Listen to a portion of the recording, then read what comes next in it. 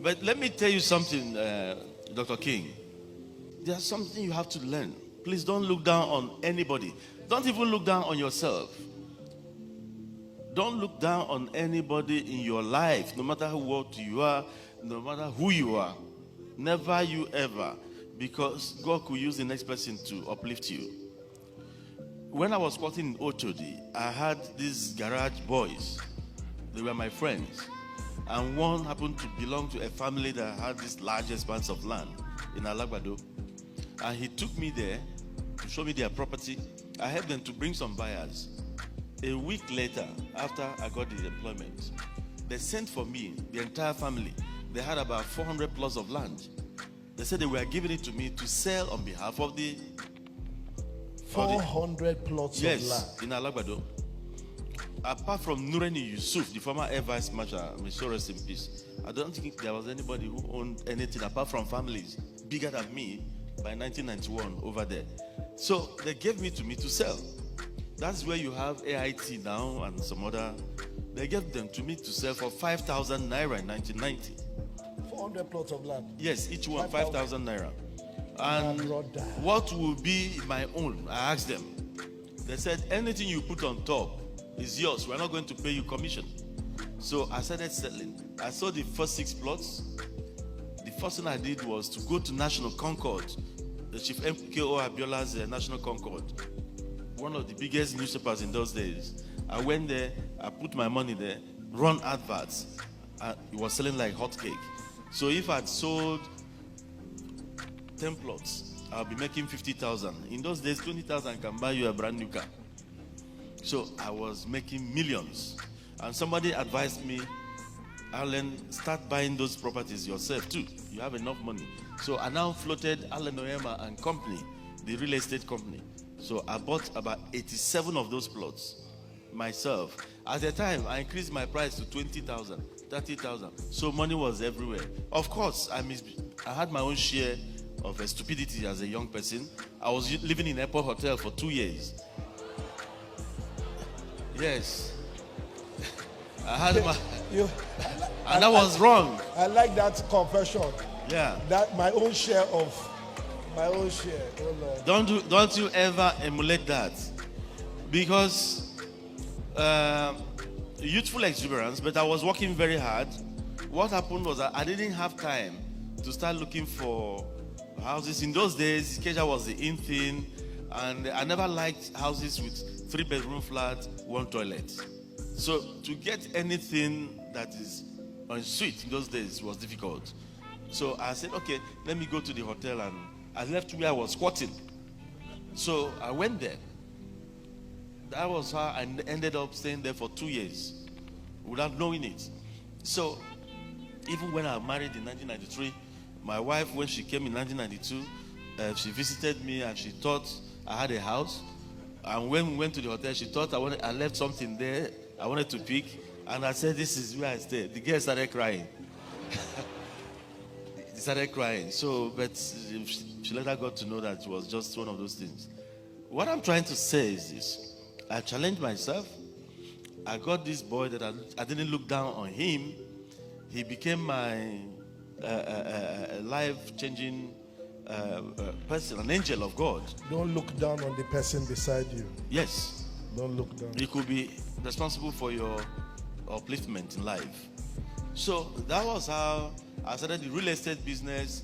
I started buying Lekki. I was one of the biggest estate owners in Lekki in those days, up to 1998, where you had this Mayegu area of before Chevron.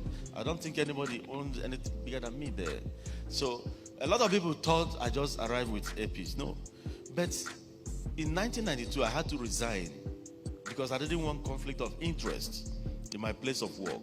So I floated Onyema and Company, a law firm, then Allen Onyema and Company, the real estate, then International Business Links, Continental Business Links Limited.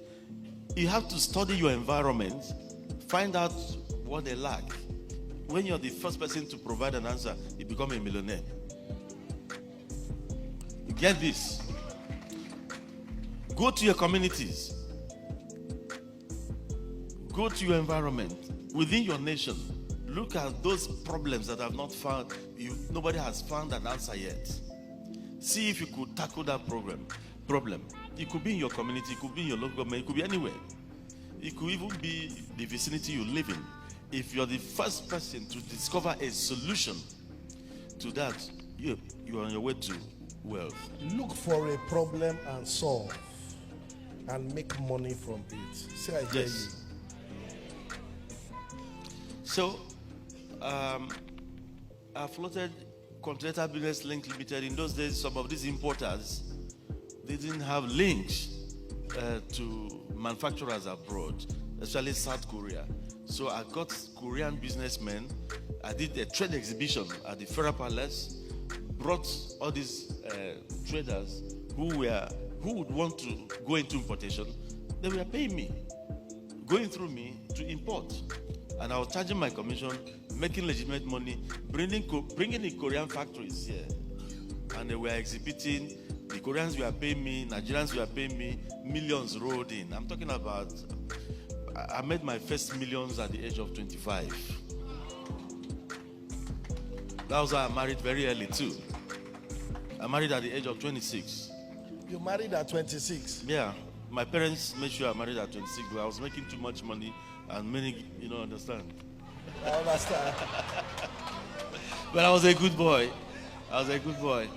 So,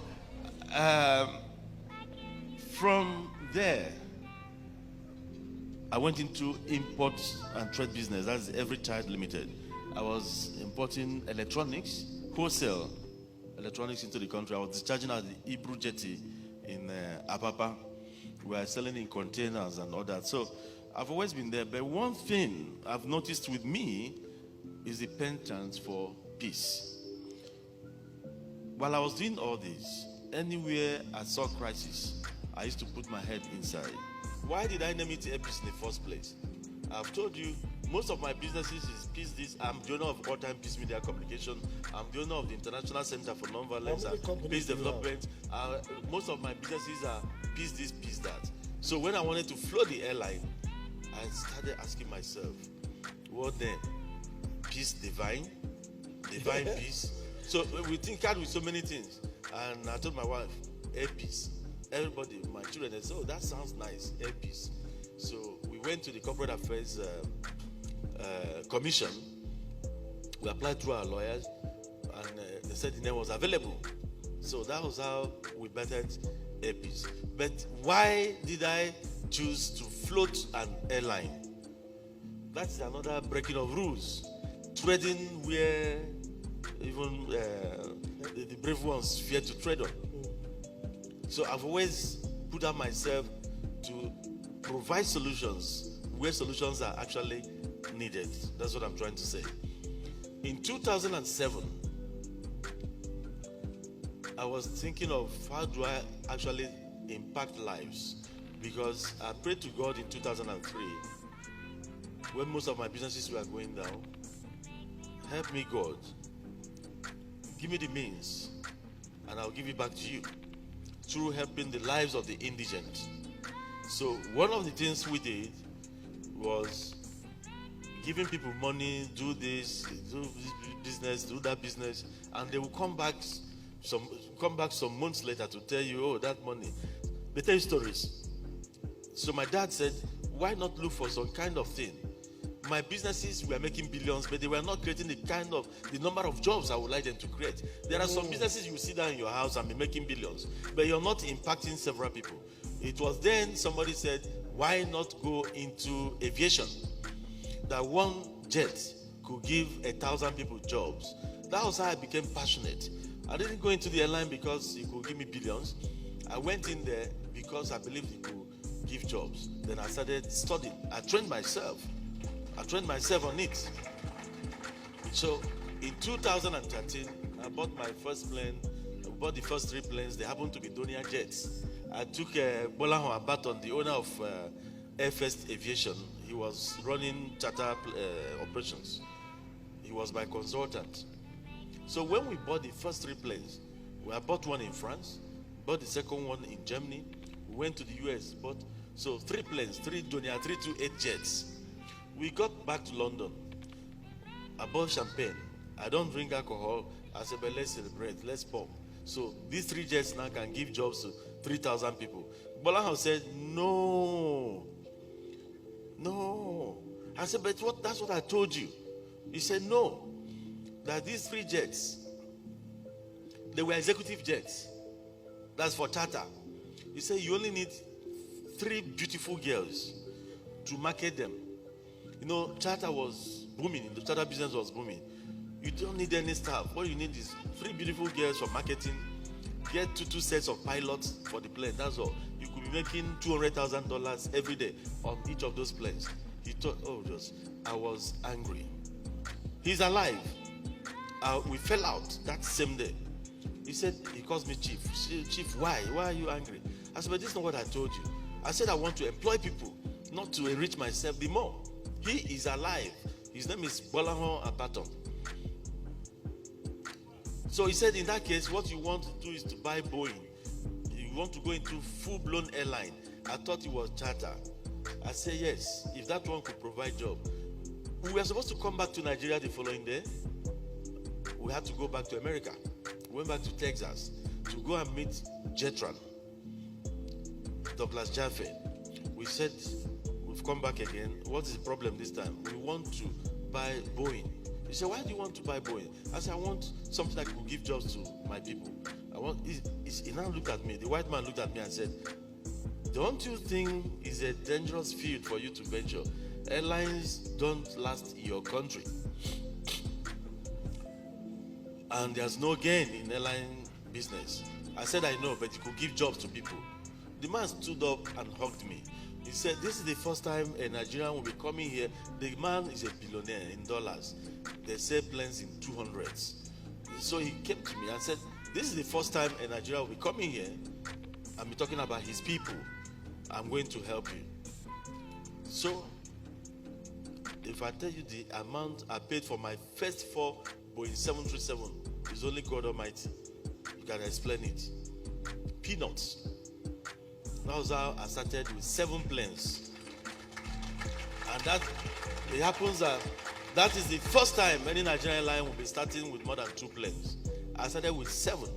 And you packed it for almost 1 year. So. And they didn't give me license. Shebi, they say my airline belongs to Mama Peace. Mama Peace was in power, yet I didn't get license for almost 2 years. Is that possible? It's not possible. Alan, I have to beg you now, because if we sit here, we won't go to that. But one of the things I want to tell everybody here, Alan Oyema is a proud lion. Alan Oyema is a living hero. Thinkation. While I was growing up, I was told about heroes. Heroes are people that have died. People that you hear in books. But today we have a living hero. And we recognize you today. We celebrate you today. We acknowledge you today. Is there any disruptor in the house? Let us say thank you for what you do. Why I'm taking you, this memory lane is in your march to success. You're going to meet a lot of stumbling blocks. There are people who will be out there. They may not even know you. Just because you're about to do something, they want to stand in your way. Don't you ever give up. You need perseverance. You need to be focused. You need to have ideas too. You need to process your ideas yourself. That is the only thing you've got. And you need your God also to protect whatever you are trying to do. Air Peace today is the largest airline not only in Nigeria but in the whole of West and Central Africa. And in May, we shall be receiving our first batch of 13 brand new planes. Nobody can stop us as long as God is on the throne, because God will remain on the throne. But one thing I leave with you today is this. 1, Think of how you can touch lives of that other people other than yourself. You might think you're nobody. If you have 1,000 naira, there's somebody who doesn't have even a penny. Out of your 1,000, try and see how you could benefit that other person who doesn't have any.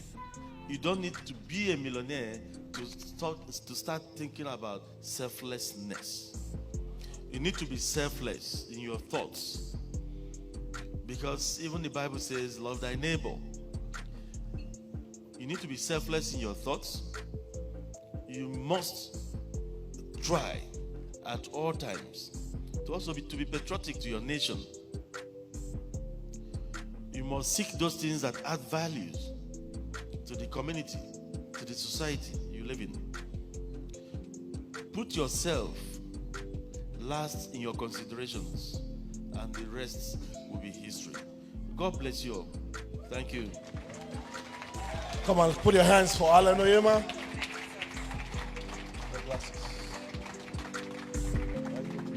People were expecting that I should say that, but that's the code. You work for yourself.